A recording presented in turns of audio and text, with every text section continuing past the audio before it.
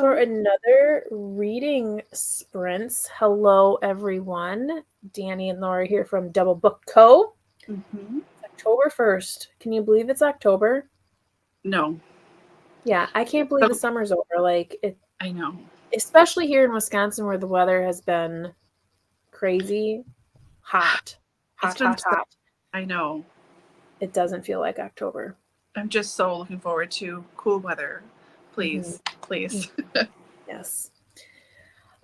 So tonight we are doing some reading sprints, and for maybe some of us, we'll be starting our October read, which is Thomas Hardy, his Far from the Madding Crowd, which my copy can't really tell because it's just like a cloth copy, but it's from the library. I was really surprised. I was like, okay. I know you have read Thomas Hardy before. This will be my first time. So after we've read, we'll have to ask you if this is a good place to start. If for some of us, if it was our first time, if that was a good place to start, or is there a better book after you've read this one? If you feel like if you're going to go into Hardy, you should read this one first to really get, his feel and everything. But if you're here and you're reading something different, let us know. If you're doing something productive, let us know. We do have some November titles to discuss first. So Laura is going to be taking us through that. This will be our last voting for 2024, believe it or not. And then before you know it, we'll be voting for 2025. So crazy. 25 years into the 2000s. I still am thinking like, oh my gosh, like I remember all of it. I was a very big human when we walked into this millennia, and here we are. I know. I was thinking today too. So I went over to pick up lunch after work, and I got bread. It was at Great Harvest. If anyone has Great Harvest around where they live, I don't know how big of a chain it is, but I worked there the summer after I graduated college, and so as I was leaving, I was like, oh gosh, I've been coming here for quite a long time, and then I realized, oh my God, this coming summer, like a year from now, it'll be 25 years since I worked here. I walked in my car like, oh God, you're so old. I mean, how is that possible? Because I graduated college in 2000, in the spring of 2000. So like, it's an easy jump marker to be like, oh yeah, it was this time, whatever. But wow, yeah, hard to believe. I'm not going to tell you what I graduated in 2000. They'll make you feel bad. It'll be like middle school, right? Yeah, go to hell. Okay. It sounds like such a big difference, doesn't it? College and middle school, but then it does. But then now it's like, yeah, we're just two old biddies. Whatever, exactly. Whatever. So, yeah. Okay, so welcome. Titles. Hi, Cool Gamer. Welcome. Hi, Andy. Okay, I'm gonna get my screen going. So you go ahead, and I'll get us our visual. All right, these are all choices from Kim, the lovely Kim. I don't know if she'll be here with us tonight, but she decided to go with Civil War historical fiction as a general theme. So the first book up is called The Widow of the South by Robert Hicks. It's about 450 pages. It's a very short description too, so based on a true story, which is interesting. This debut novel is based on the true story of Carrie McGavock. During the Civil War's Battle of Franklin, a 5-hour bloodbath with 9,200 casualties, McGavock's home was turned into a field hospital where 4 generals died. For 40 years, she tended the private cemetery on her property where more than 1,000 were laid to rest. So, I've never heard this story before. I don't think you have either, Dani. That should be really interesting if this is the one that gets picked. So, Widow of the South is first up. Next, we have a very big classic I have never read before, personally. We have Uncle Tom's Cabin by Harriet Beecher Stowe. So it's hard to tell like page-wise. I think a lot of stuff I've seen is like 350 pages roughly, but of course there are like 450, 200-page books, so roughly 350, I'm assuming. Okay. Published in 1852, the novel follows the lives of several characters, including the titular character, Tom, a long-suffering slave on a plantation in Kentucky. Through the characters' stories, Stowe paints a vivid picture of life in slavery, as well as its psychological, emotional, and spiritual effects. The book also examines the moral and ethical implications of the institution of slavery and the hypocrisy of the American system of justice, sparking a nationwide discussion about the abolition of slavery. Uncle Tom's Cabin is an essential read for those interested in understanding the history of African American culture and the American debate about slavery. So, classic there. Could check off lots of classic lists. And the last one is The Yellow Wife by Sadiqa Johnson. Born on a plantation in Charles City, Virginia, Phoebe Dolores Brown has lived a relatively sheltered life. Shielded by her mother's position as the estate's medicine woman and cherished by the master's sister, she is set apart from the others in the plantation, belonging to neither world. She had been promised freedom on her 18th birthday. This is Phoebe, I'm assuming. But instead of the idyllic life she imagined with her true love, Essex Henry, Phoebe is forced to leave the only home she has ever known. She unexpectedly finds herself thrust into the bowels of slavery at the infamous Devil's Half Acre, a jail in Richmond, Virginia, where the enslaved are broken, tortured, and sold every day. There, Phoebe is exposed not just to her jailer's cruelty, but also to his contradictions. To survive, Phoebe will have to outwit him, and she soon faces the ultimate sacrifice. This is just under 300 pages, so a little bit shorter. There we go, 3 Civil War sort of fiction, Civil War books. Widow of the South, Uncle Tom's Cabin, and The Yellow Wife. So go ahead and I do have the poll up for those books already on our community tab, so you are able to go and vote at any time. That voting will close on the 20th, and we'll post that so that you have a little time to get those books before the final reading sprints of the year in November. But we'll have, before the reading sprints, we'll have a live discussion of our Hardy book. And that'll be on the 29th of October. And then the next week will be the final reading sprints of the year. So, yeah. So 3 historical fictions. I know I've had Uncle Tom's Cabin on my shelf for a very long time. It was actually, I remember it was on a book list of one of my classes, and we didn't get to it. So I was kind of sad about that because it is a heavily read book, especially in academia. So yeah, it's too bad we didn't get to that one. But it's hard when you are in certain classes because the books lists are so heavy that sometimes you do have to, depending on discussion and how speedily people get through things, you sometimes have to miss out on books. But yeah. Okay, well, tonight like we said, we're doing some reading sprints. If you are in the comments, let us know what you'll be reading tonight. We thought it'd be fun, instead of us just gabbing, and when I say us, I mean me, because I'm a gabby gabster, that we would do something fun. And last year, a couple of booktubers put together a Victorian literature journey tag. I thought it would be fun if we did some of those questions here tonight during our chatty breaks. So I just found a tag that I knew a booktuber would have a good description with all the questions on Hannah's Books, her channel, which if you haven't followed Hannah before, she is a remarkable booktuber, very educated and concise, and just such a fluid and musical voice. I love watching her videos. Yeah, she's very spoken. Yes. So I took it from hers. So if you're looking for that, you can definitely look hers up. But let's get. I'm just putting up so we all can see what the question is here. So if you'll excuse me for 1 second. So these are all based on Victorian thoughts. And this first one is, what was your first experience reading Victorian literature and how was it? I know. So since I had maybe 20 seconds sooner to think of this, I'll go first. Yeah.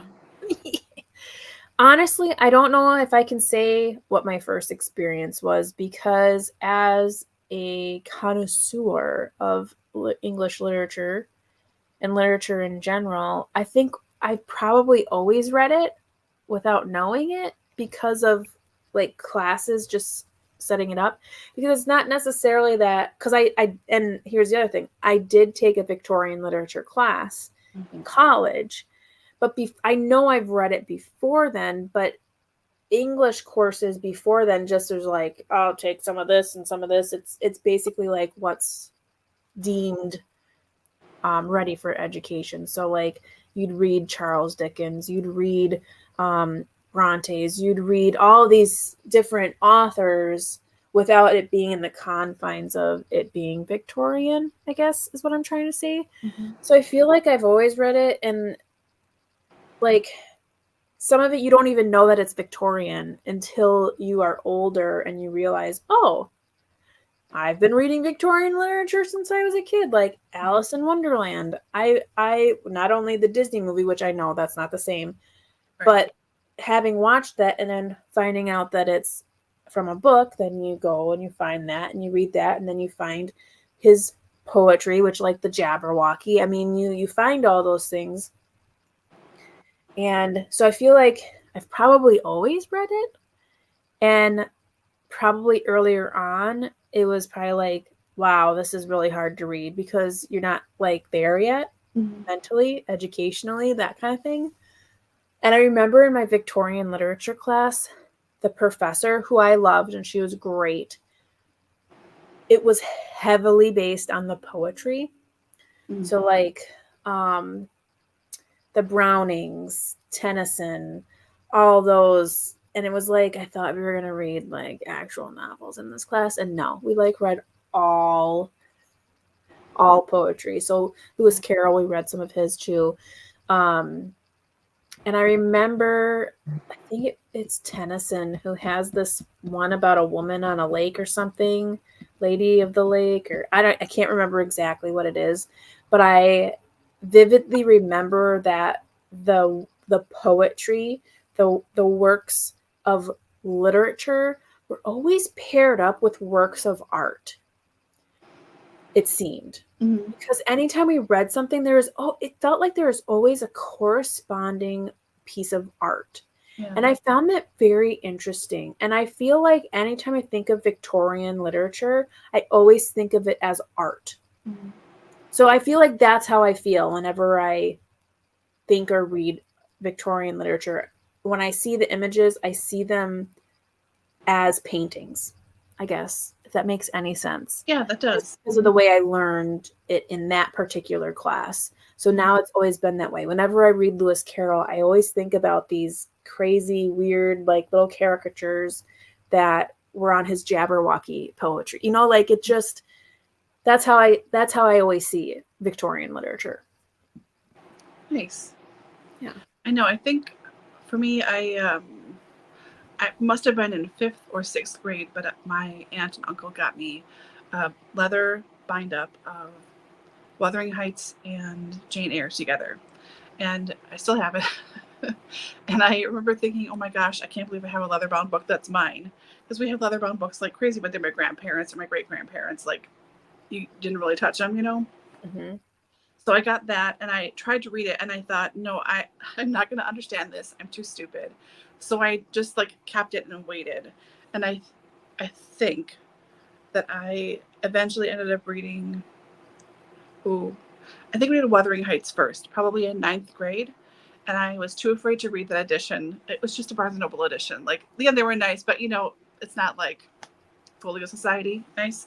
But I remember reading it then, like going, oh, this is kind of my jam. I really like this. So that's probably the first thing I really read that was really into it.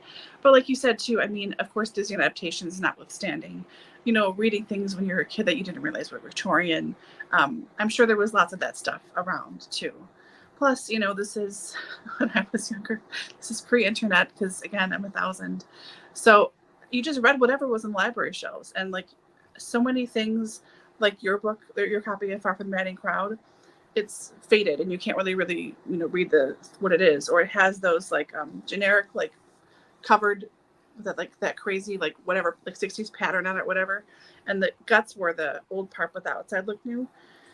Lots of that stuff too. So who really knows, but that's what I really remember as being like, oh, these are Victorian classics kind of, so like middle school, early high school probably. Yeah. So I mean too, like when you think of classics at the high school level, you're thinking like, Jane Austen's always brought up, but like Dickens and Shakespeare and, all like the main ones that you have to learn about because they're just like canon. Yeah. And then when you really start to dive into the Victorian literature, you start to see all of the nuances, and then you start to see the themes and what most of the writers are writing about. And although a lot of them seem similar, they're all like really emphasizing certain political or industrialism, like a lot of different things that you're like, whoa.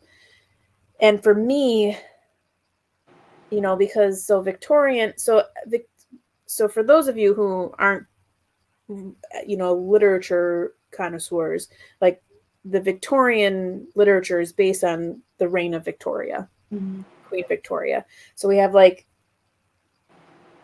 mid 1800s to 1900, basically, right before modernism, which is like 1900 on until like your mid-century classics. And I really had a lot of us are very familiar with like modernism, the writers of the modern era. But this Victorian grouping is so unique and interesting. And there are so many writers that I think people forget about and they haven't discovered yet. So it's always fun when you find a new author that had just been hidden, which I do enjoy. Not ignoring anyone here in the comments, so I do apologize, but it looks like Andy in 6th grade had to read Wuthering Heights. It was way too hard for us. Sure. Remember starting over and over. And being lost. I've read it since and do not like it. A few years ago, I found Gaskell. Okay, so let me talk about that for a second. I feel you. I think I read that book for the very first time like 2 years ago. And before that, I had tried to start it like 6 times. And exactly what you said, I would start reading it and I'd be completely lost. Like, really? What is going on? I could not get it. So I'm like, can't read this. Like, I could not get past like the first 5 pages. I could not understand it. And then I read it like 2 years ago. And what I did was I took an audio book version from Hoopla. And then I had the book in front of me because I owned the book. And I had to listen and read it at the same time. So I could see and hear the words and have it like slow to be like, who is what, where, and who is happening where. And then I'll tell you what really got it going for me, that I really understood what was going on, is when I read the smutty version of it. And then I was like, oh, okay, I get it now. Heathcliff is this adopted kid who's in love with the biological, and then she goes next door with her like, I get it now. So maybe who knew smut was so educational. We have to just find the smutty versions, and read those. Oh my gosh. All in jest, people. All in jest. No. But no, I literally had to listen and read it at the same exact time to get grounded in the fact of like who's happening, why is it happening, and then I finally got it. I don't think I've ever watched an adaptation of Wuthering Heights. I don't think I have. So sometimes that helps people if they watch a version and then they get it and then they can read it and it comes a little bit clearer. And then on the Gaskell side, yes. I love Gaskell. Her North and South. Oh, I want to read that so badly. You haven't read North and South? No, I just saw the adaptation and fell in love with the adaptation. Oh, the adaptation is my favorite. So good. Oh, it's my very good. Amazing. It's very, I would say it's very close to the book. Yeah. And now I want to read All the Things. More fun buddy reading, but have not found someone else dying tonight. Let's return. Oh, I'm sure you can find it, and we're here for it too. So, if you have any books in mind on the horizon, you let Laura or I know, and we can always set up a separate Voxer to do that in. And because I'd like to read Cranford next of Gaskell, because I've only read North and South, and I think there's another one that's like a little novella. Something maid, nursemaid. I don't know. Well, that sounds familiar. Yeah. Yeah, it's very, very small. Let's see here. Seems not like a book for 11-year-olds. No. No. It's not. But I think too a lot of education, they always put books, I feel like, too low. Like, there's people our age that can't read classics, like, and then to have high school youth read them, sometimes I'm just like, that's silly. Like, I don't know why you're reading that. But yeah, 6th grade seems a little bit too low on the understanding. Oh, I haven't had that. I haven't found that one in a physical book. But I have heard, wasn't that the pick not too long ago for Victober? It was last year or the year before, I think, was Wives and Daughters. Yeah. I think. That sounds familiar. I don't know. I look for her stuff all the time when I'm out in thrift stores, and it's always like the same 4 crappy copies of Cranford. And it's like, I don't want that one. I want other ones. I have Cranford already. Thank you very much. Yeah. Too funny. Wow, you really have gotten through her titles. Good for you. I'm envious. Yeah, I have to do better at that. Okay. So that's what we're gonna do. We're gonna kind of pipe those questions through. There's quite a bit, so I don't know if I'll do all of them. And it looks like there's 9 questions. I might only pick and choose a few, but that one was the first one. So we'll go ahead and jump into a sprint. Tell us, Laura, are you going to be starting the Hardy book this evening? I am. I was going to start or try to finish a book that is no longer in front of me anymore. Well, here it is. Bachelor Brothers Bed and Breakfast by Bill Richardson. Lots of bees. But here's the cover. Oh. So I picked it up for Shorty September. This was a recommendation from my friend Richard on Library Thing. Richard is fairly busy on Goodreads. So if we're friends on Goodreads, you'll see me liking his stuff sometimes. But I kept falling asleep, so I'm only 40 pages in. And you guys might like this book. So this is hard to find in print now, I think. It's from like 94, 95. It's Canadian. And it's essentially every chapter is either a little story about one of these 2 fraternal twins. They are brothers in their 50s.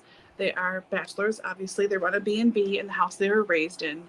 And it's in a little island off the coast of Vancouver, so somewhere in BC.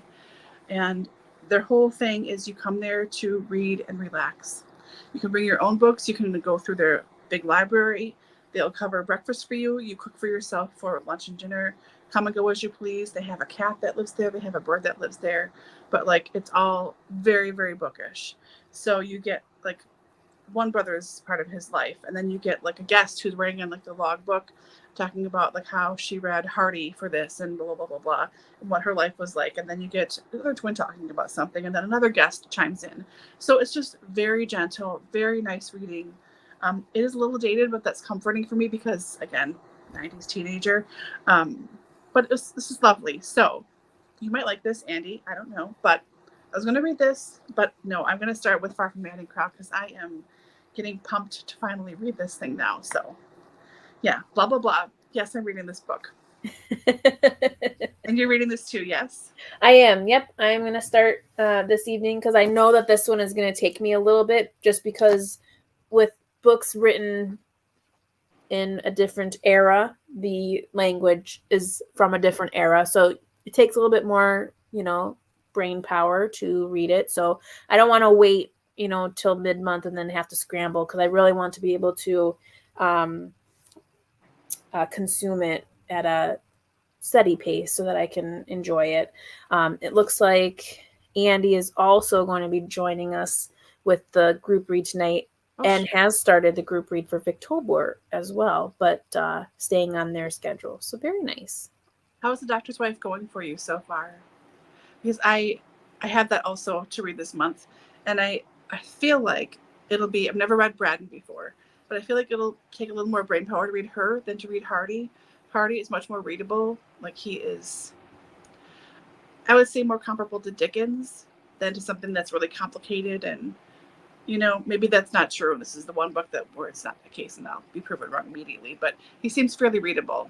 So I'm wondering how Dr. Wife is going for you. Let us know. Thanks. Okay. So I will put us on a 25-minute sprint. So we're a little ahead to the 30 mark, but we'll call it 30. Mm-hmm. And we'll go to the 55. I found us a Victorian ambiance thing that I'll turn on for us.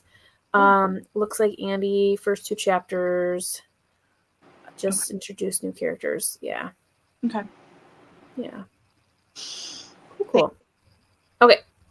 So as per usual, we'll mute and put the ambiance on, and we'll see you back in 25 minutes. Good luck.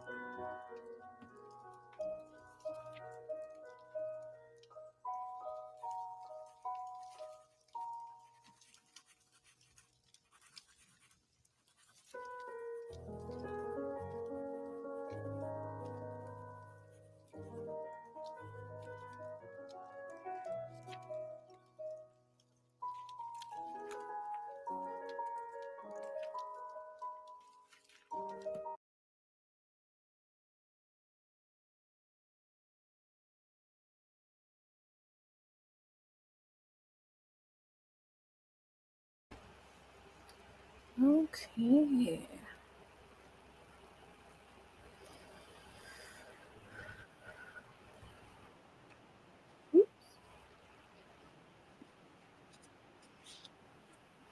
How's it going? Not too bad. I got 2 chapters in. I always find it very comical how classics are written compared to like contemporary and even modern classics. Because when you think about how, like, when you just pick up a book that's written, let's just say from the 1950s on, you get a description of a character, it's like 2 sentences. It's like, what hair color, eye color, stance, build, and if it's a romance novel, maybe 1 extra sentence about their bulge. In classic literature, it's like a whole chapter. You know, like this Oak fellow. I mean, we get his clothing, his boots, his stance, his like aura. Like, you get everything. How he walks down the lane, what he thinks, how he breathes. And it made me chuckle as I was reading, because I'm like a page and a half in and we're still getting a description of this guy. And it really doesn't have any physical descriptions, as far as like, I don't feel like I know what color hair he has, or I just know that he carries a watch a certain way. You know what I mean? So I always find that very comical. Yeah. And not bad or good in any way. I always find it comical just how things have evolved in writing and how readers have evolved, because obviously writers write to the masses to get their books sold. So you kind of have to write the way readers want to read. And so it makes me laugh how involved a description is without actually being a description. And he's 28. I thought that very funny. Like, the end of the description was, and he's 28. How far did you get? Well, I had to call my mom to tell her Amazon delivered a package, so that was a 10-minute phone call. Because you can't just say, "Hey, it's by your back door." It's, "Oh, I talked to Roger," and blah blah blah. Anyways, so I am in chapter 3, almost to chapter 4. So, yeah, I'm liking it. Are you finding it easy to read so far? I mean,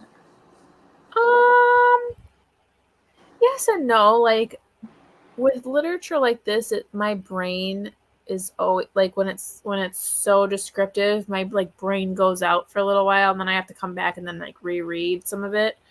So that's what I mean about like getting my head wrapped around and having the time, because I do find my mind going off. But then on the flip side of that, once it latches onto something that is familiar or something that is intriguing, then I'm like totally wrapped into it. Mm-hmm. So yeah, I mean, so far it's fine.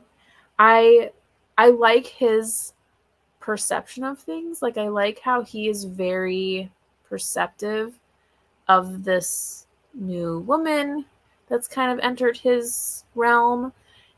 And I like that I feel like he finds it all very comical.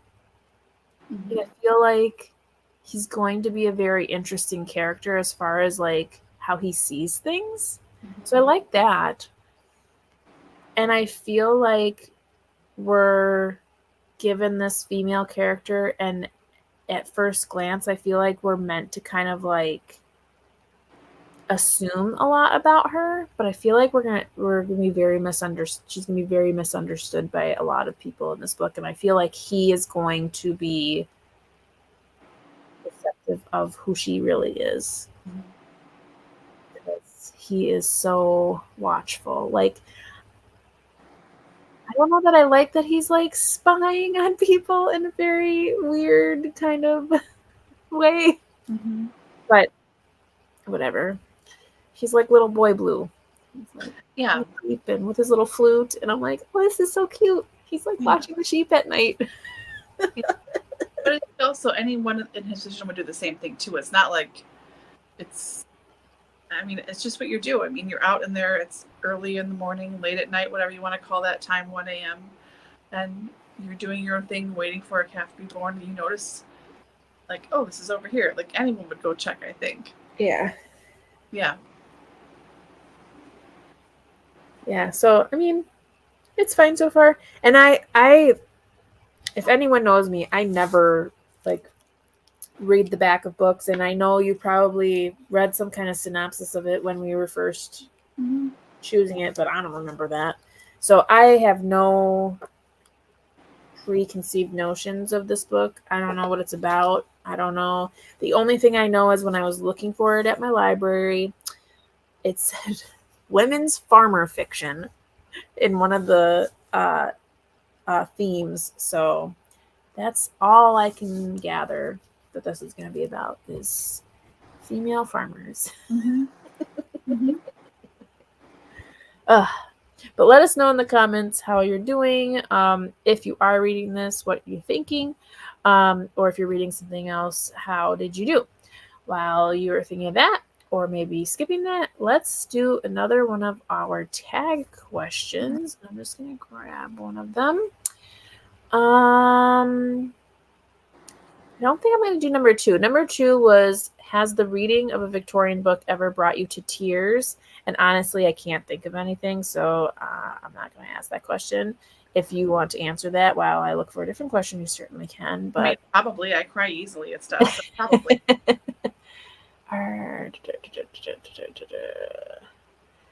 Oh, here's one. So this one says, oops. That's not what I wanted to do. Sorry, I'm trying to copy and paste this into our StreamYard here so that everyone can see what I'm saying. Sorry, let me see. Where did that go? There it is. Hopefully this all fits. Okay. So do you have a favorite film or TV adaptation of a Victorian book? What about one you'd like to see made? So we were talking about Gaskell before, and hands down, North and South is, and that's not one film. I think that's a mini series. Yeah. Hands down, one of my favorite mini series in general. Mm-hmm. Of course, Pride and Prejudice from BBC and Sense and Sensibility are phenomenal as well, but those are not Victorian literature. But like North and South is right up there. Like I loved it. I think it made me tear up at the end. I don't think the book made me tear up. But the show certainly did. I love the guy who plays the main character in that. I mean, I know. So good. Mm-hmm. So good. So I really, really liked that. Beside that, I'm trying to think if I mean, I know I've probably seen, the other one? The Muppets Christmas Carol. Oh, yeah. That's a classic. Like, love it. Like, it's so good. It's the best. So good. It's the best Christmas Carol adaptation. Like, the costumes are on point. Everything is on point. They did such a good job researching that. It's just the best. It's so good. Mm-hmm. It's so freaking good. So yeah, that's true. That for sure. For Christmas, absolutely that. And I agree with you. North and South, not having read the book yet, but just that adaptation itself is just so beautiful and beautifully done. And I love Richard Armitage. Let's see. I'm looking at my DVDs over here. That's what I can see with the light in my face. Yeah. I think I have not seen, like I said before, I have not seen any adaptations of Wuthering Heights, and I've not seen any of Jane Eyre. Mm-hmm. I think back in the day, which is like 20 years ago probably, I think Ethan Hawke did an adaptation of Great Expectations. Mm-hmm. And I remember seeing bits and pieces of that, but totally not getting it. Like, yeah, he modernized it. It's set in New York. Like, yeah. And I had read Great Expectations at that time, but it was like high school. And I don't think I really grasped everything. So then when I watched the movie, I was totally confused. Mm-hmm. And was like, what is happening? So I feel like if I were to watch that movie again, I feel like I'd have to read the book again, which is on my list to read again, because I know I don't feel like I really was able to absorb that book as best as I could. There's a lot of Dickens that I think I had to read as a young person that I totally should reread. Like Tale of Two Cities, like I need to reread that. I can't remember anything about that at all. The only Dickens I've ever read for school was Great Expectations, but I got assigned it 3 different times. Oh my gosh. Never read anything else. And I read Christmas Carol on my own in a book club, probably 20 some years ago. And that one's nice because it's super short. Right. But we may appreciate the Muppets one a lot more. I will say with adaptations for Jane Eyre, I've seen every adaptation of Jane Eyre that's available, even some stage versions, except for the one that was out like a year or 2 ago. So like a newer one that I haven't seen that. But of all of them I have seen, I have not liked any of them. I thought they were all kind of terrible. I've seen a couple of adaptations of Wuthering Heights, but again, I've never liked those either. Let's see. Adaptations. I think one of the times I had to read Great Expectations was in my film and literature class. So we would read the book like over the weekend, or like for a discussion on like a Monday and Tuesday, and Wednesdays was lab, which was watching the movie. And then either Thursday or Friday, we had a discussion about comparing the two. I loved that class so much. It was my favorite class. And we had to watch, was that Ethan Hawke one wasn't made yet.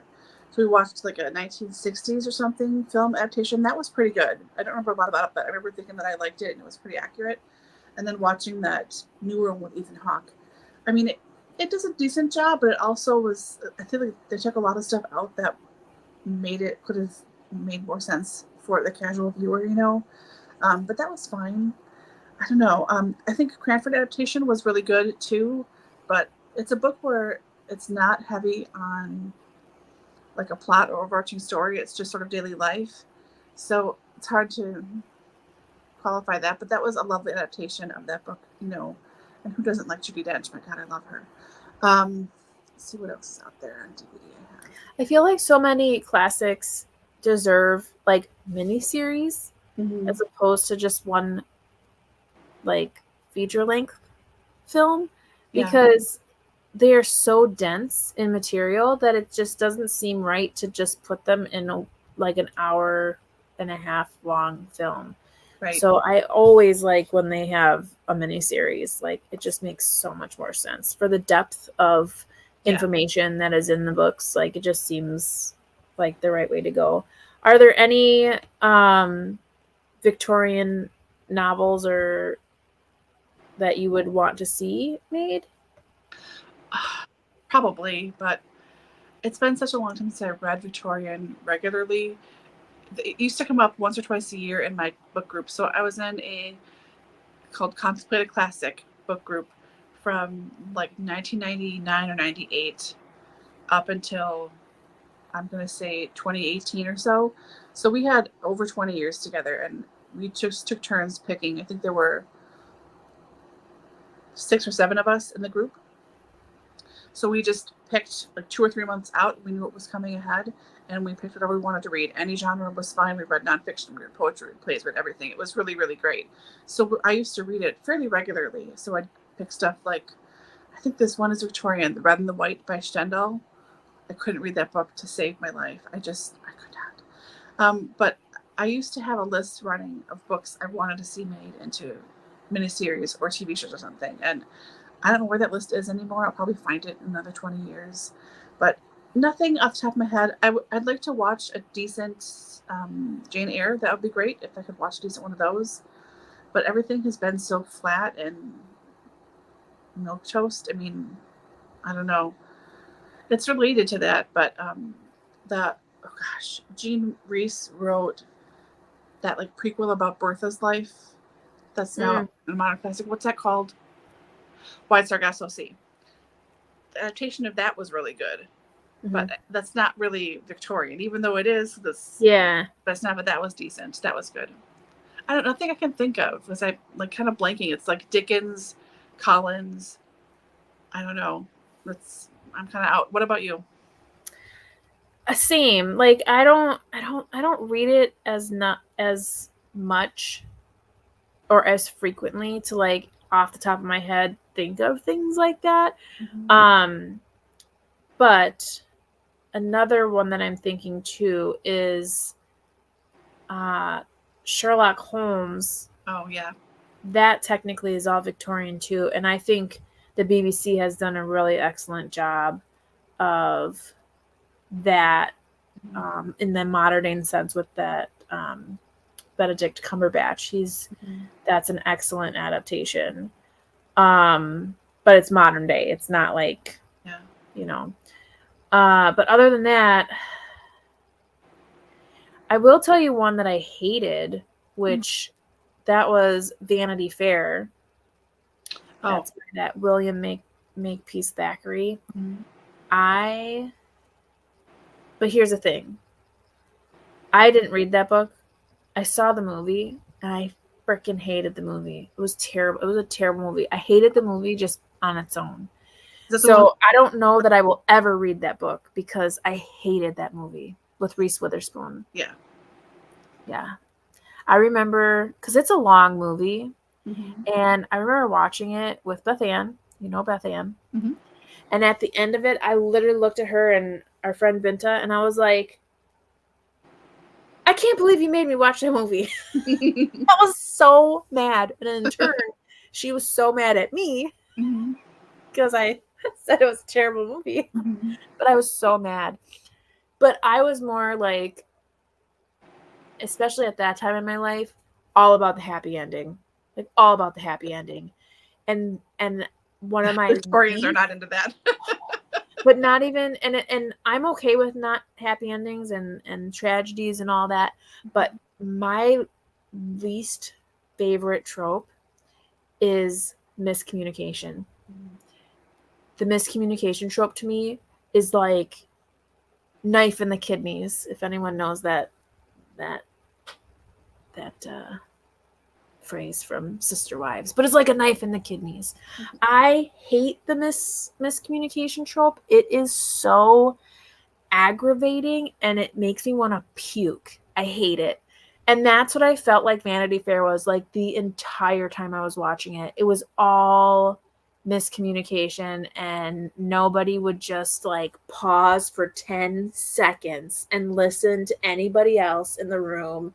I was so mad. So there's no way I can read that book because I'll be so mad. I'll be so mad. Mm-hmm. So at least it saved me from like days of reading. I mean, it's a big book.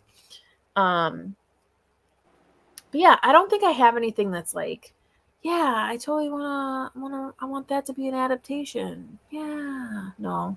I know I watched an adaptation of The Picture of Dorian Gray, but it was a while ago, and that was good. And then Importance of Being Earnest, that was a really good film. That was a good adaptation from like 20 years ago. Was that with Rupert Everett? Mm-hmm. Yep. He just got married. He did? Yes. So he and his partner have been together for ages. For ages. I didn't know he was with anybody. Yeah, I'm pretty sure it was him. I just read it because that was the big deal, was that they've been together for ages, and finally they're just like, well, we're just gonna do it, and then they're married. He looks so much like Julian Clary now. It sort of throws me off, and I'm thinking like Julian Clary all the time, because I think Julian Clary. I don't think he's married. I think he's still single. I have no idea. I know. I think I read it somewhere, and I was like, "Yay for him! That's so exciting." That's good. But yeah, but I have not seen that. Yeah, Picture of Dorian Gray. That is such a good book. That is such a good book. Oh, I saw a stage adaptation of Wilkie Collins. Oh my gosh, it's one word. His title is one word. It's like one of his bigger books. It's like 700 pages, like Something Dale or something. Why can't I think of this? Anyways, I saw a stage adaptation of that, and that was so excellent. It did such a good job distilling all of the bulk that is unnecessary from this like 700-page book, let's just say, into this lady. So the main character's name is Lydia Gwilt. I'll never forget her name. And like, she's like nuts. She's just nuts, like in the best possible way, like kind of sadistic. But that was a great adaptation. I kind of went into it going, I don't know how they're going to do this, like a stage play of this huge chunky Victorian book, but it was so good, man. It was really, really good. Why can't I think of the name of that? Armadale? Yes, Armadale. That's it. Thank you. You're welcome. Yeah, that was really good too, but not accessible for everybody, clearly, because that's just a stage play. Yeah, but yeah, I don't know. I feel like too, like I think we probably see more adaptations than I'm sure can think of. If you grew up watching PBS like I did, I mean, yes, missed Masterpiece Theater for anything. Yeah, well, anything from the UK. I mean, they do so many great adaptations of a lot of classic literature. So, and so many are like retellings too that you're not even aware of. Like when I was a kid, like one of my favorite movies, and still is, was always Clueless. I loved Clueless. It was like I would watch it all the time. I mean, as soon as I could get my hands on it as a DVD, I wanted to own it. I watched the show, and it wasn't until my adulthood that I learned that it was Emma. I was like, oh, and then I only read Emma for the first time like a couple years ago. Yeah. And the whole time I was reading it, I was like, oh my gosh, they did such a good job. For such a difference, obviously, of that retelling, but still, I loved it. And it, to me, this is gonna sound really silly, but it totally enhanced my reading of Emma. And Emma is my favorite of Austen's work at this point as well. I only have 2 more of hers to read. Let's see here. Okay. So, oops, clicked on the wrong thing. I apologize. Looks like as far as our readers are going on chapter 4, liking it but falling asleep due to keeping 1-year-old bus today. Yeah. My kids are just so obviously my daughter is 2, my son is 1, and he is a runner. Like, so both my kids constantly going. So I definitely feel you. I hear that. And I know that it's doubly so for you as far as taking up your energy. So I can imagine. So if you have to leave us at any time, we bid you good night right now if we miss you. So, Oh my gosh, I forgot to say in the beginning too, Andy especially, but anyone who is watching in replay, we're setting up book club for next year. And if you want to submit 3 titles and pick a month for book club stuff, please do. We would love to have you. We've got most of the year open and available.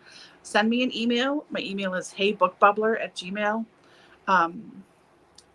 We'd love to have you. So we've got February, March, April, June, August, September, October, November free. We have 8 months free for you guys to choose from. If you want to pick your month, you can.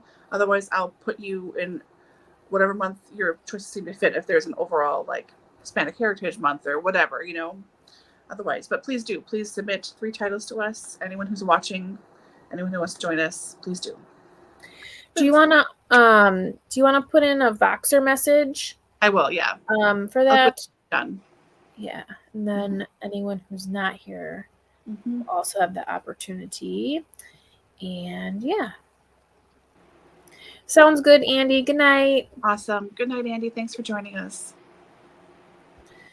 Okay, on that note, let's do another sprint. We're on the 20 right now, so we'll go to 45.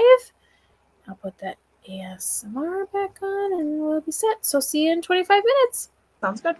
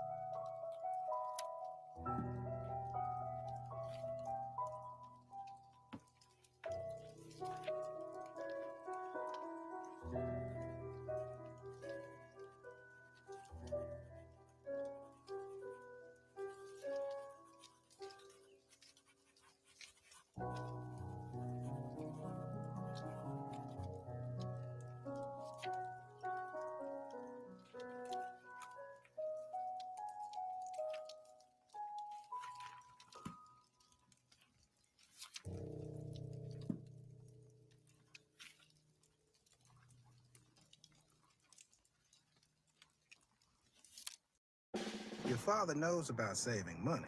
Everything I'm wearing, I've had since boot camp.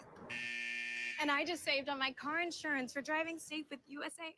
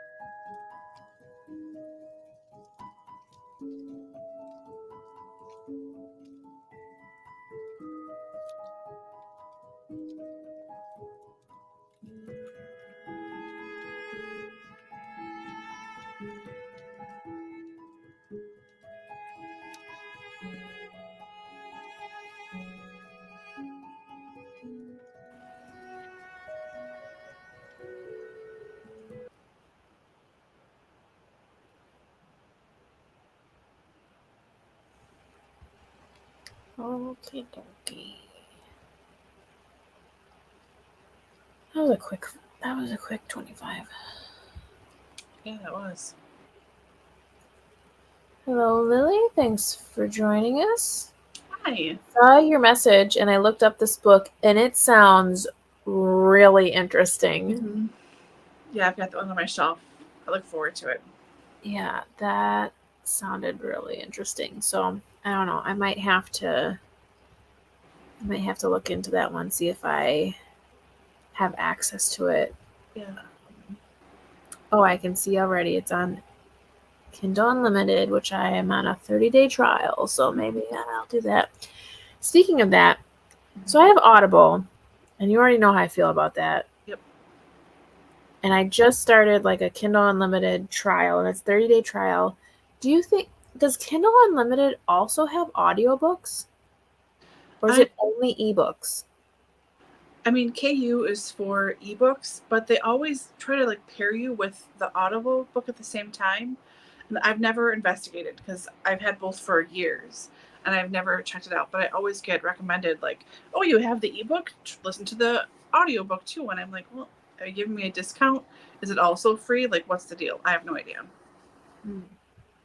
Oh, Lily says yes. They have some audiobooks. Okay. Because I'm thinking, like, I don't really use Audible all that much, and I keep contemplating canceling it, but I'm stuck in this thing where, like, I don't want to cancel it yet because I have credits, and if I cancel, then I lose all my credits. So it's like I have to pick the books that I want to, like, have, Right. so that when I cancel it, I have my credits. But I feel like I have more accessibility to, like, things I would actually read with the Kindle Unlimited than just the one credit that I have with Audible. So I feel like I need to cancel I need to figure out what I'm doing with my Audible, which I think I've already figured it out. Like, I think I'm going to get all of the Winston Brother books on Audible. And then I think I'm going to cancel it. And then I think I might keep Kindle Unlimited. Yeah. Because it's $3 less a month to keep, like, if I get rid of Audible and keep Kindle Unlimited, and we have access to more titles than Audible. I mean, not like their library, but like to me. Yeah. So. Oh, good. You're really enjoying it. Okay. Nice. Okay. Yeah, I read the synopsis because I had not heard of that author or that book. So I was like, I wanted to know what it was about. And when I looked it up, I was like, oh, that sounds really interesting. Yeah. So. Yeah, I read Rachel Hawkins' young adult series set around a school, like with witches and stuff. It was so friggin' good. So good. It's one of the few that I actually read in time, and it was really good. And then she tried to do a spin-off series, but only ever wrote one book. And then did a different young adult, and now she's doing adult thrillers and stuff now too. So yeah, she's a nice read. Very nice. Excuse me. Okay, so they do have some audiobooks. Cool. Yeah, like I literally just started it last night, like, so I have not looked at enough on there at all. So thank you for that insight. I appreciate it. Okay. How'd you do? Pretty good. I am, well, just about at chapter 7. So yeah. What'd you do? You said chapter 10? 7. Sorry. I'm sorry, where did you get? I got to chapter 7. Oh, 7. Chapter 7. Yeah. How about you? I only read one chapter. I read chapter 3, yeah. I just read this chapter, and then when I looked at the time, I knew I wasn't going to be able to finish a whole another chapter, so I just played on my phone for a little bit.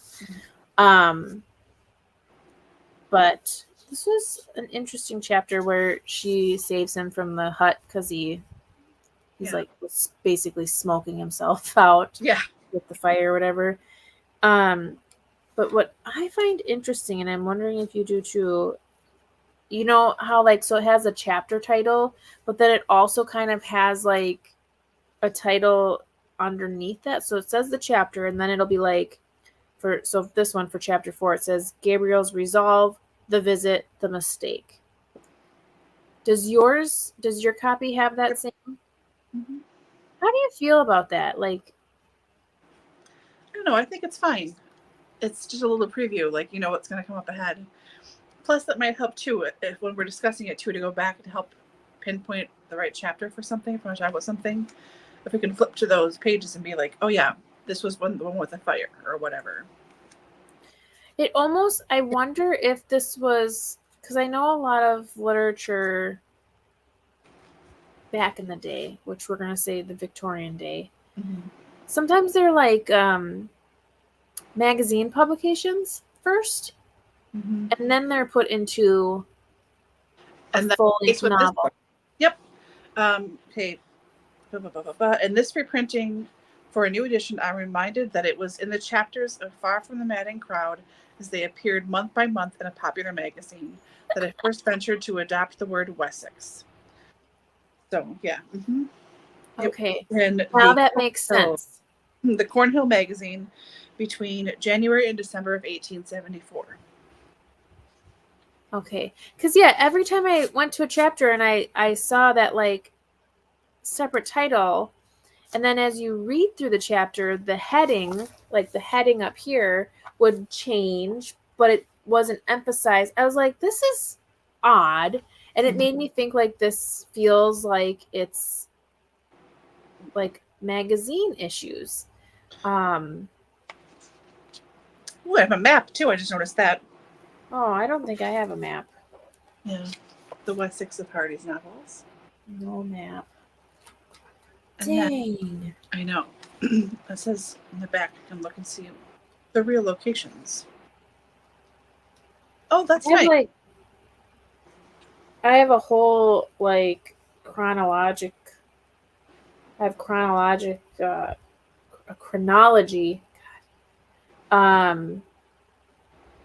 of Thomas Hardy, but I don't have a map. No map. Yeah, and here I could have used this in like every other book of his I've ever read. It's a list of all his Wessex locations, and like each one, like the fictional name and the real name. That would always throw me nuts because there are so many names that they seem so close to an actual place that I know about. I'm sure I would have learned that this was originally published in a magazine if I had read the introduction, but I never read the introduction of classics because it always ruins the book. Yeah, I didn't this time either. The same thing. I'm like, I don't want to get it ruined. Absolutely not. Huh.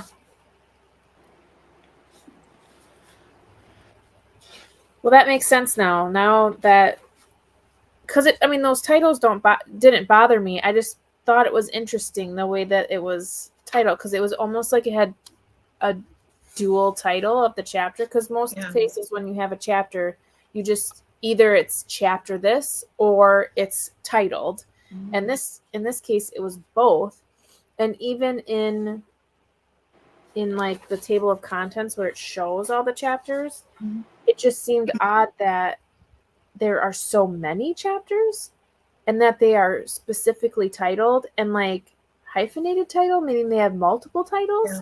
So now that you say that it was that they were published in a magazine subscription, that makes way more sense now.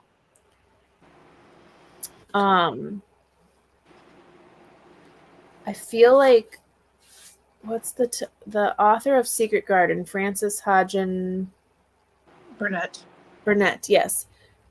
Hers were a lot of magazine publication as well, and that's why sometimes when you're reading, it seems like it like skips over or it like doesn't feel like it's connected in some way, because they're published and then there's time in between when a reader would read it. And like you said, it's seasonal. So sometimes the publication itself or the writing itself would correlate with the publication time. So like spring, summer, fall, winter. So sometimes you can't just read something. All of a sudden the history behind it bleeds into your reading of it as well. So crazy. Well, that makes more sense now. I wonder how many chapters were published every month then, because there's a lot of chapters in here, you know? There are several chapters, and that's what I mean. Like not only are there several chapters, but there's like if you look at the table of contents, so like chapter 1 is 2 separate titles. So it's description of Farmer Oak, and then an incident. So it's actually 2 separate titles within one chapter. So I don't know how they would have published that. And 57 chapters. Yeah. And to do a whole year in its monthly magazine.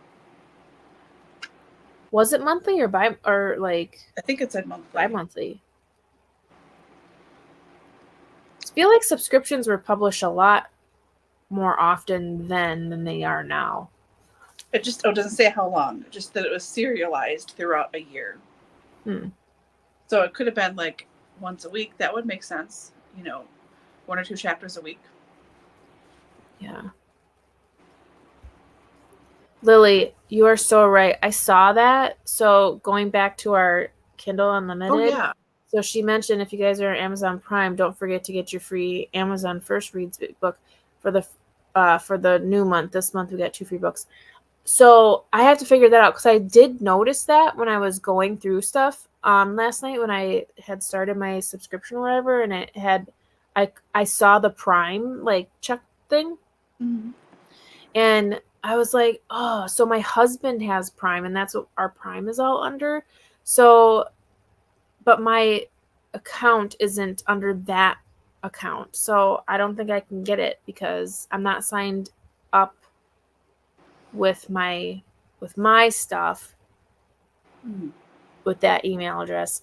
It's my husband holds the Prime, so I don't think I can unless I myself sign up for Prime, which I'm not going to do because obviously he has it and it's not cheap.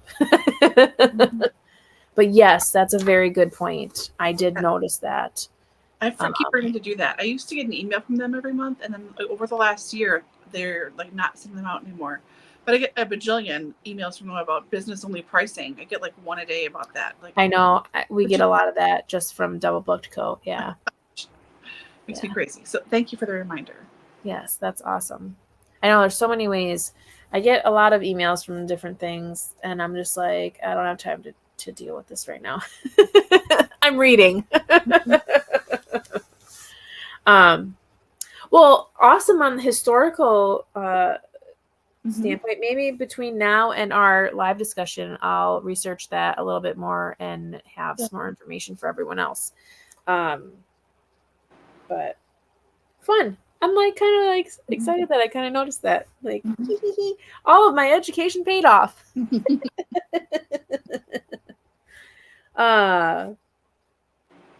Okay. So as before, like we were doing, and I want to show off my little bookmark here. I don't know if y'all follow us on our Etsy shop, but I'm using our brand new bookmark, our Victorian Reads bookmark, which has 6 different books on the back, including on the very bottom are Far from the Madding Crowd. So we'll be able to write in when we finish that.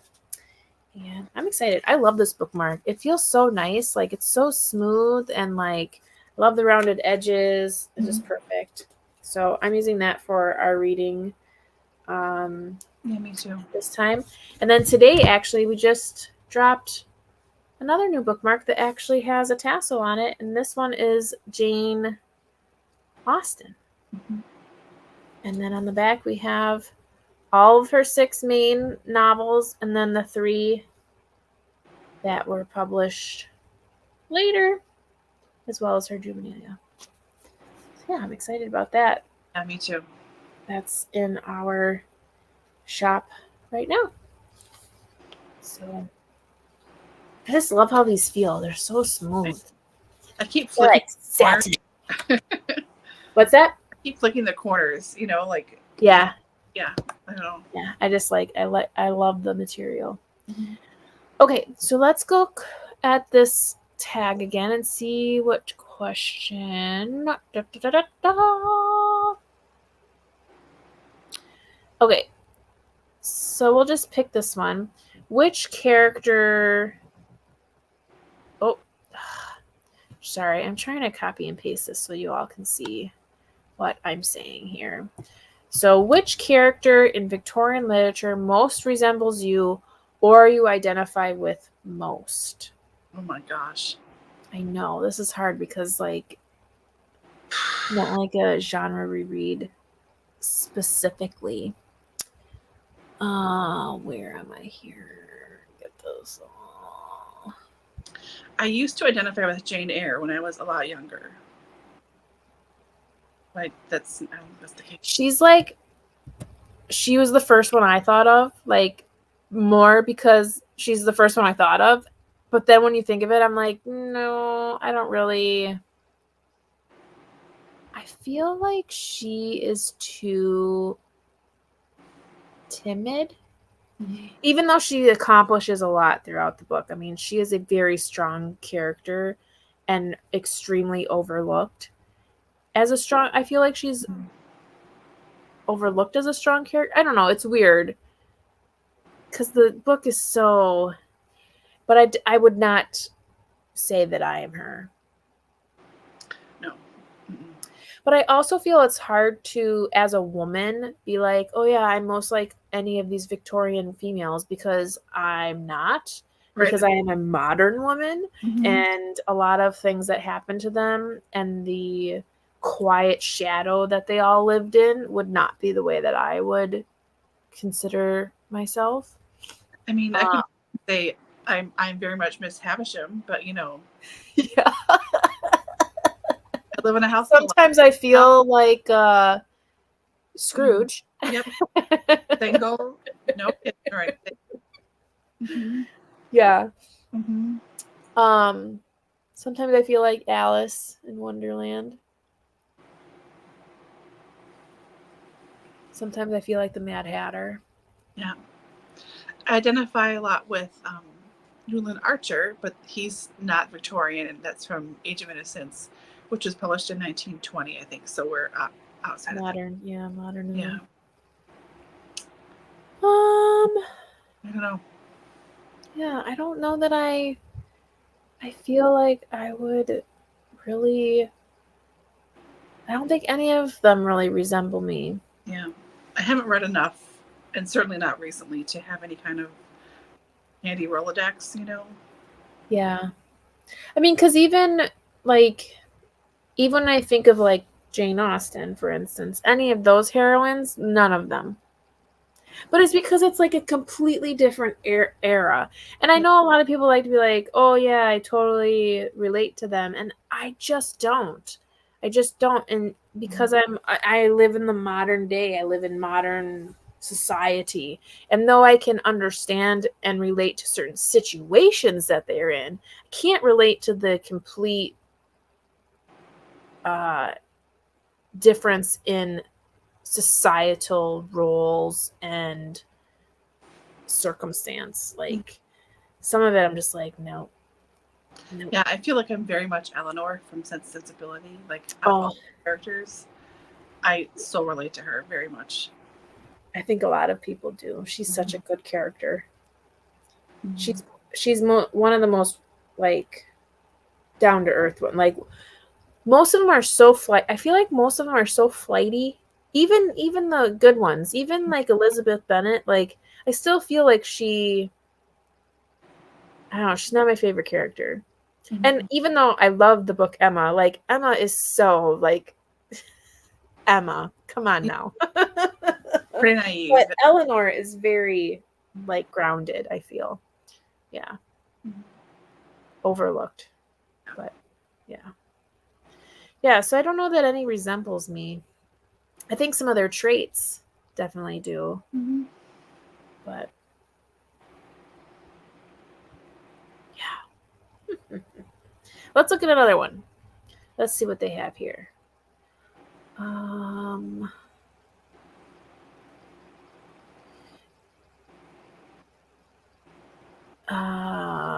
Do you have a favorite moment, scene, or line from Victorian literature?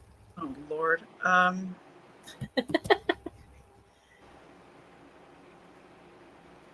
I think for me, it's the end of North and South Mm-hmm. when they're at the train station. I know. And I know that they put that in the adaptation, and it's pretty close. I mean, there's obviously more dialogue in the book. Yeah. But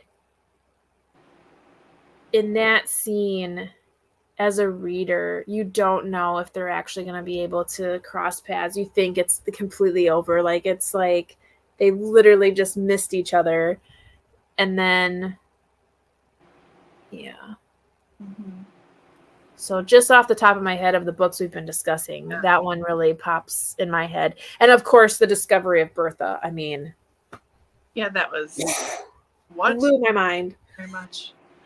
Oh, I thought about the end of North and South too right away. That was my first thing. Like, oh yeah, that. So good. Yeah. Yeah. Yeah.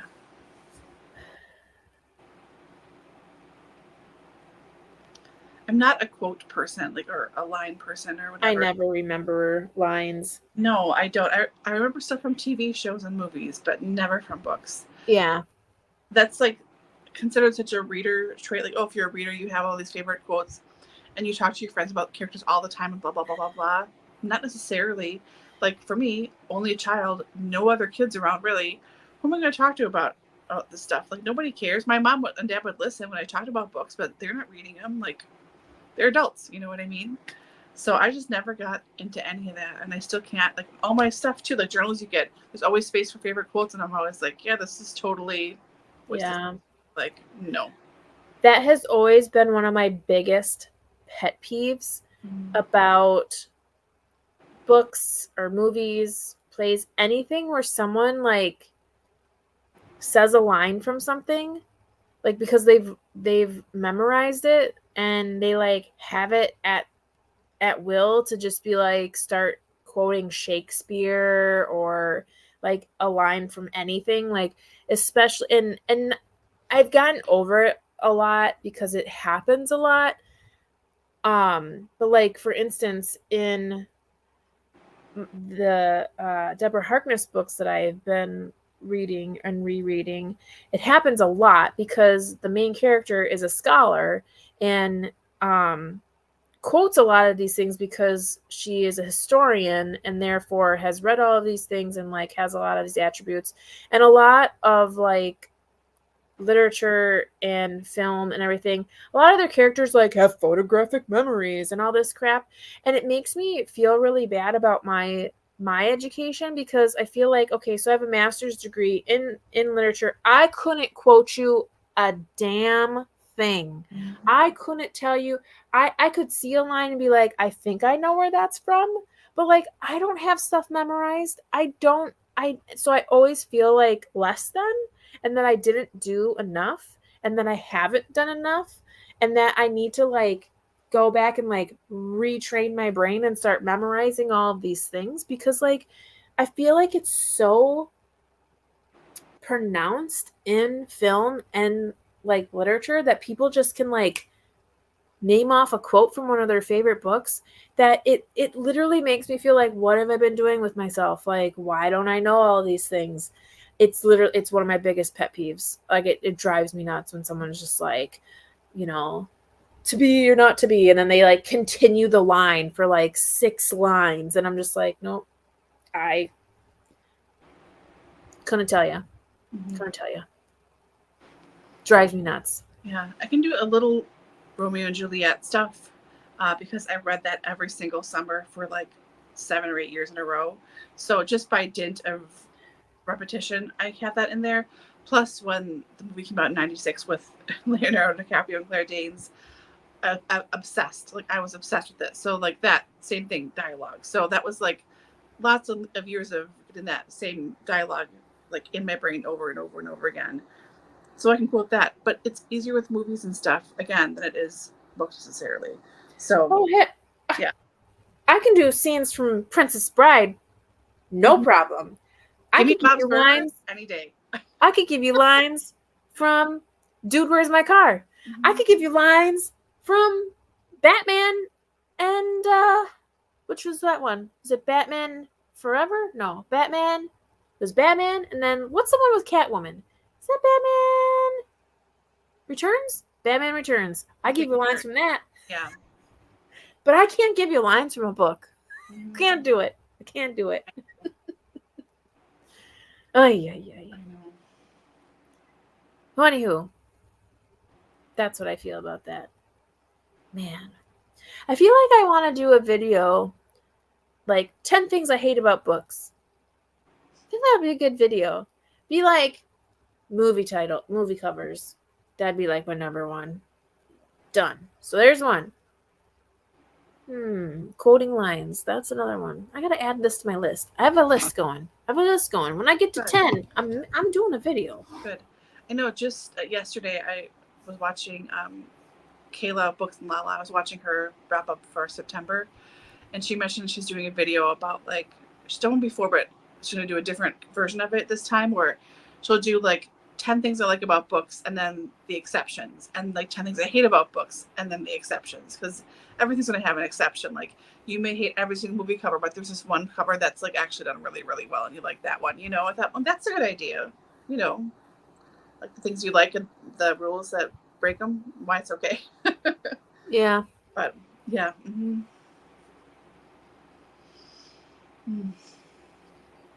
To figure out how to edit my stuff.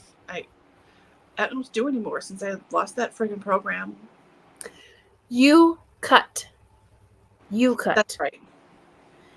I really, really like it. And I just discovered if you buy the pro version, it's only $19.99 flat cost. No monthly, nothing. That's the monthly cost is like $7.99 a month, but if you just buy it outright, it's $19.99. Okay. I saw that. I was like, I'm gonna have to do that. Right now, I've just been using it for free, and there's like ads when you're done to save it or whatever. But I think you really like that program, and it's all on your phone. Thank you. You cut. It's like an orange film thing. Okay. So, kind of looks like we're hanging out by ourselves right now. Okay. So, we'll do one more sprint and then come back and say goodnight. I'm good either way. We can end it now, or we can do one more. Let's do one more. Okay. And then when we come back, we'll say our dues. Sounds good. Okay. Sounds good. How about we make this one 20 minutes? We'll make the last sprint 20. Sure. Okay. Good luck. You too.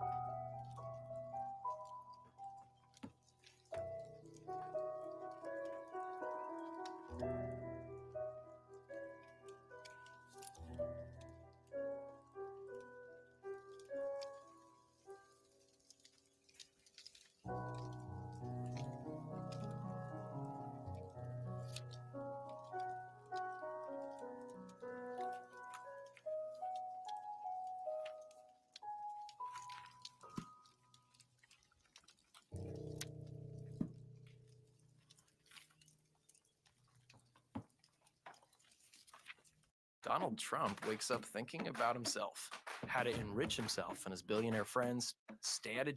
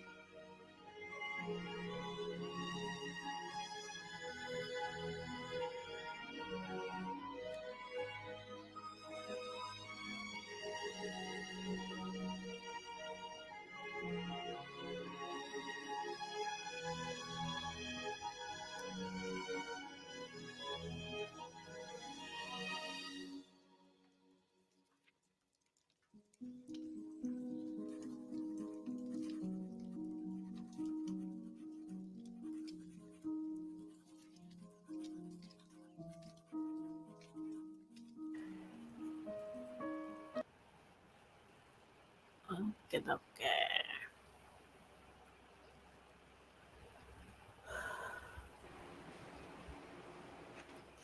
think it's funny. So I finished the chapter that I was reading. So I think I read chapter 4 or whatever, where he proposes. And then I was just scrolling on my phone for like the extra 2 minutes or whatever. I swear, this phone hears what I say, and then it like shows me stuff, because it shows me a picture from a Princess Bride thing, and it's someone's license plate that says "to Blave." You make me think about that scene. Yeah. Oh my gosh, that movie. So funny. So where'd you get to? To blave means to bluff. Mhm. Lost card game. Liar! Liar! Get back, witch. Not a witch, I'm my wife. Not everything want to be that anymore. You never had it so good. True love, Max. Mhm. Said true love.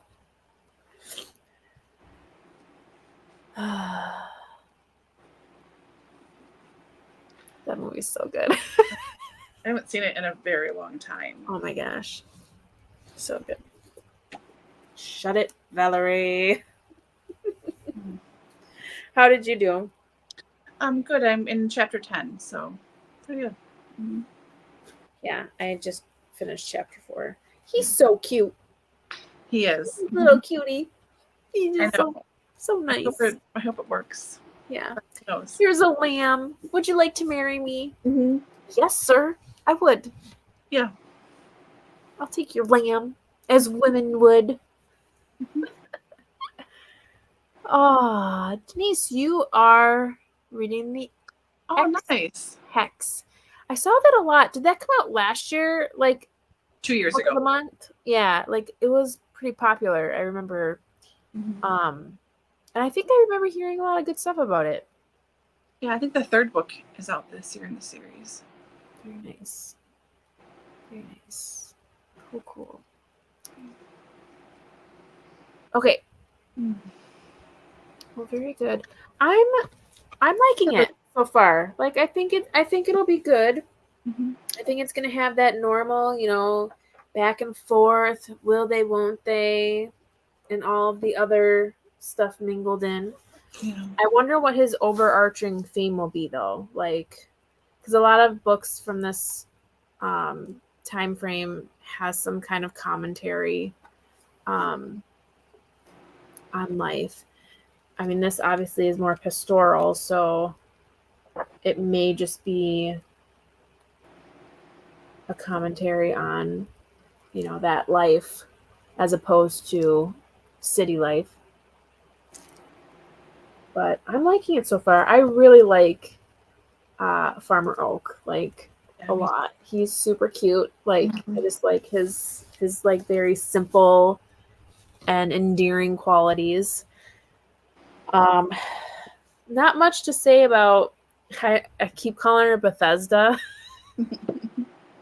just because the way the word was on my page, it was like Bath, and then like on the next line was Sheba. But to me, when I first read it, I read Bethesda, and I was like, and there's a thrift store that's near me that used to be called Bethesda, so now her name's just gonna be Bethesda to me. But yeah. Oh, very nice. Okay. So I have not ever read any Colleen Hoover, and obviously this has been just everywhere with Blake Lively being in the movie. But is that the first of those books? Isn't it part of like a series? Because I know she has another book that is called It Starts With Us. So is It Ends With Us the first on that series, or is it the end of that series? I think it starts, but Denise will, I'm sure, let us know. But I think that's the first. Because I didn't know that it was like a series until I saw It Starts With Us, and I was like, oh, well, that's got to be part of that book. Maybe it's a duology. I don't know. Like I said, I have not ever read any Colleen Hoover.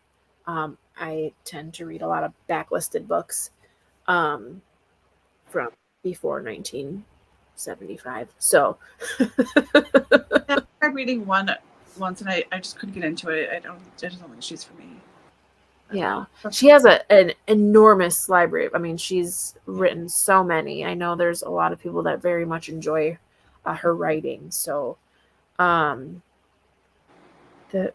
you're right. The first is it ends with us, then it starts. Okay, interesting. Yeah, I found a copy of It Ends With Us at the thrift store for 99 cents. I was very excited, and I couldn't believe it because I was like, whoa, this is like really popular right now. And it was in immaculate condition.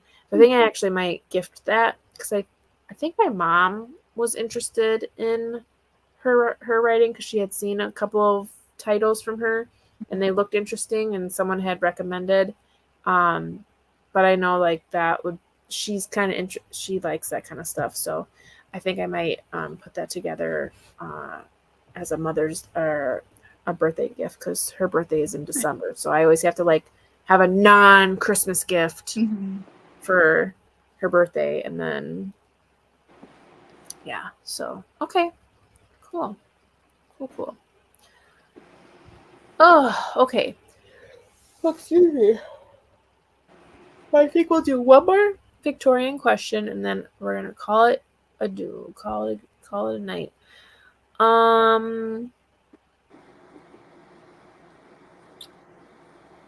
can kind of do this together, but what tips would you give someone? What tips would you give to someone early on in their Victorian literature journey? Like, so someone who may not read a lot of Victorian literature, what advice would we give? I would say to start by, if you want to read whatever you want to read, whatever you find that sounds appealing, start there. But I would try and watch an adaptation of anything Victorian, because that will help you get an ear for the language and how things sound a bit more. And then you'll also have the visuals to back up what some words mean that you may not be familiar with. So find something you want to watch that would help you like trigger in, I guess, more to like the time period with dress and everything else, and then read whatever sounds good. Yeah, I would agree with that. And I would say along those same lines is when you're picking the adaptation to watch, make sure it's a period piece and not like a modernized adaptation, for the things that Laura mentioned, like verbiage and all of that. And I know some readers prefer not to watch a film because they want to be able to read it first, which is great. And if you're going to go that route, I would say to pick a copy that has like footnotes, so that when there is certain things that are in the text that are unknown to us during this time era, it gives you kind of more information about that. And I would also say to start with shorter books and not going for like Middlemarch. Right. Because Middlemarch, it's like 700 pages. So I would go for shorter Victorian reads to kind of acclimate yourself to the language. Yeah, maybe start with, Sherlock Holmes, because those are mostly short stories and like a couple of small. Those are super readable. Right, very readable, Super but readable. you're really in that time frame. You're really in that period. So, and there are, I really like that 1980s adaptation with Basil Rathbone as Sherlock. That's who I grew up with. That's Sherlock in my brain to me. Like when you say Sherlock Holmes, that's who I picture. So, there's lots of stuff out there that's not just the new adaptation that's available as Sherlock and stuff. So that would be a good place to start. Yeah. If I were to pick one book, I would say Picture of Dorian Gray is where I would start, because it's short and it is enthralling and it's borderline gothic. So it's just really, keeps you on the edge of your seat, I feel. And it really places you in the atmosphere. Mm-hmm. But the nice thing is it's short. It's short and sweet. Yeah. Seasonally, Christmas Carol is short as well. Absolutely.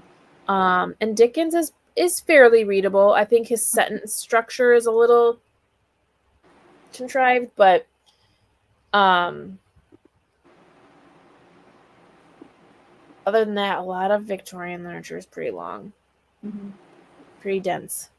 Yeah, a lot of it really. Even Gaskell, I mean, her sentences, they're pretty long. Mm-hmm. Very, very good. She's I like her writing, but I mean, when you open, it's still thick paragraphs. Yep. They're not like today where you read a book and half the page is dialogue that is, stripped so that you see half the page is white. I mean, a lot of these books, even when there is dialogue, it's still like smack dab in the middle of a paragraph. So, yeah. But, yeah, that's what I would say. I totally agree with the watching an adaptation. But I would use all resources available to you, like the footnotes and all that, and then start small. Let's see. Denise. Oh, I really like her books. And that. Oh, thank you. Yeah, I think that's what I'm gonna do. The cover is beautiful. It's like pinks and all that stuff. So it's gonna look. I'm thinking about putting like maybe like a bouquet of flowers or something that like will match it. Mm-hmm. Something like that. Phantom of the Opera. Yeah. Yeah. Oh, I love that book. I forgot all about that. That was, that's excellent. Very good call. The film that came out in like early 2000s with Gerard Butler. Mm-hmm. That was good. Yeah. And that's all I'd ever seen of Phantom. I'd never gone to a live show or anything like that. I did not read. That was like crazy. Yes, Dorian Gray is really good. It's really good. I've not seen any adaptations of it. But I read it. Buddy read it with Gunpowder Fiction and Plot. Scott and Nell used to have the channel together. Now just Scott does it. But I read it with them. Buddy read it with them, and it was so fun because it was like blowing our mind like the whole time, and we were reading it like one chapter at a time. So we were really like digesting each chapter by itself. And when you do it like that, you like really get into the nitty-gritty lines and everything. And there's just so much to unpack in that book. Like, holy moly, it was crazy. That was good. It was really good. I'd love to see an adaptation of that, like a well done one though, because he's just so messed up in the head. Yeah, that's a good one. Okay, well, I think that's gonna call it a night. I am suddenly tired. I think anytime it's the end of something, all of a sudden your like whole system starts shutting down. But wanting to thank everybody. If you're watching this in replay, we appreciate you. Leave us a comment in the comment section.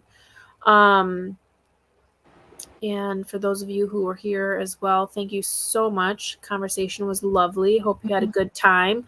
Hope you are enjoying your reading. And if you're joining us in our Thomas Hardy book, we look forward to discussing it with you the last Tuesday of the month, which is the 29th of October. The poll is up on our community tab for November reads. So if you recall that, those are 3 Civil War historical fictions. And I think that's that. I think we'll call it a night here. So thank you so much for being here. Thank you for reading with us. And we'll see you at the end of the month. Thanks, everybody. Bye.